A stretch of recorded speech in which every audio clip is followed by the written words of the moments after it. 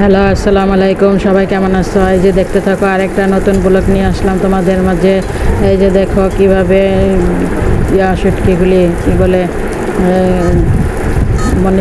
মনে করতে পারতেছি না এটা কি শুটকি বলে।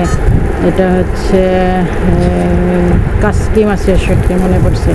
কাসকি মাছের শুটকি ভুনা করলাম। পেঁয়াজটাকে, রসুন, কাঁচামরিচ আগে তেলের মধ্যে দিছি, তারপরে এটার মধ্যে আবার মাছটার আগে একটু ভাজা নিতেছি যাতে গন্ধটা না করে, মাছটা একটু ভাজা ভাজা হয়, মজা হয়। সেই জন্য আগে ভাজা নিবা, তেলের মধ্যে দিয়া ভাজা নিবা। যেই শুটকি রান্না করো না কেন তেলের মধ্যে আগে একটু ভাজবা, দেখবে ওই শুটকিটা খেতে মজা লাগবে, একটু ঘ্রাণ করবো। মাছ তো আর ভাজা যায়, মাছ যেরকম ভাজা খায় এরকম একটু ভাজা ভাজা করবা। তারপরে আমি এর মধ্যে দিয়ে দিব হলুদের গুঁড়া কম আর মরিচের গুঁড়া দিবা বেশি, তাহলে শুটকি বেশি মজা লাগবে। এই যে দেখো আমি একটু হলুদ দিছি, আর একটু দিব, হলুদ কম হয়ে গেছে। এবার মরিচ দিব, দেখো 1 চামচ উচ্চা করে ভৈরা ভৈরা একেবারে ঝাল হয়েছে অল্প একটু শুটকির মধ্যে। আবার এর মধ্যে আমি কাঁকরোল আলু দিচ্ছি, অনেক মজা হয়েছে খাইতে। এখন একটু পানি দিয়া এটাকে একটু ভুনা ভুনা করবো।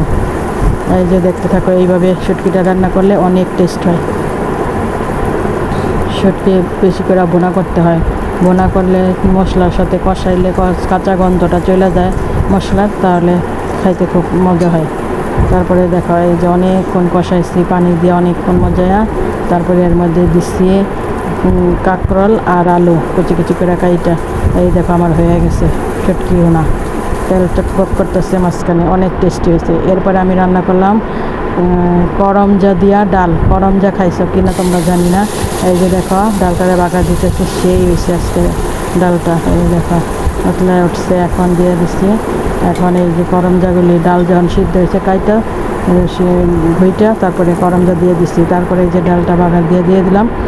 এখন একটু জাল করব, কারণ বাগার দেওয়ার পর একটু জাল না দিলে তো আর মিশবে না তেলটা, সেজন্য। এই যে দেখো করমজাগুলি দেখতে কত সুন্দর, একবারে সিদ্ধ হয়ে নরম হয়ে গেছে, খাইতে সেই স্বাদ। একটু ভাঙলে টক টক লাগে, আমার কাছে মনে হয় কি তেঁতুল যেমন টক ওই রকম টক একবারে। দেখছো একবারে তেঁতুলের মতো টক লাগে, কিন্তু ডালটা কিন্তু টক হয় নাই, ডালের ভিতরে যে ভাঙা দেওয়া হয় নাই, সেজন্য আস্তাই রয়েছে, খালি শুধু ভেঙে ভেঙে খাইছে। এই যে দেখো করমজাটা কি সুন্দর একবারে টুস টুস হয়ে গেছে সিদ্ধ হইয়া। তারপরে এই যে ডালটাকে অনেকক্ষণ একটু জাল দিলাম, জাল দিয়া ঢাইকা রাখবো। এর মাঝে বারান্দায় গেছি, যা দেখি একটা শিয়াল ওইটার উপর ইটটা রয়েছে। শিয়ালটারে তোমাদের কাছ থেকে দেখায়, এই যে দেখো একটু ভয় পায় না, আমি যেই কাছে গেছি তো এই নাইমা গেছে। এই দেখো আমার দিকে তাকাইতেছে, তাকাই নাইমা যাবো এখন। এখানে প্রায় উঠে এখানে বসে থাকে একদম কাছে। এই দেখো শিয়ালটা নেমে গেল, দেখছো। তারপরে এই যে দেখো বৃষ্টি ভেজা গাছপালা কত সুন্দর, বৃষ্টিতে একবারে সতেজ হয়ে গেছে গাছপালাগুলি, যেমন মোরগ ফুল গাছটা। আর আমি এখানে গাছ লাগাইছি, দেখো এখানে কচু গাছ হয়ে গেছে এই অ্যালোভেরা গাছের সাথে। এটা কি কচু গাছ না অন্য গাছ জানাই হতো। তারপরে দেখো পরগাছা, এই যে অন্য গাছের উপরে এই গাছগুলি উঠে উঠছে। এই গাছগুলিকে কি বলে জানি না। এই গাছগুলি একটা গাছের উপরে উঠা কি সুন্দর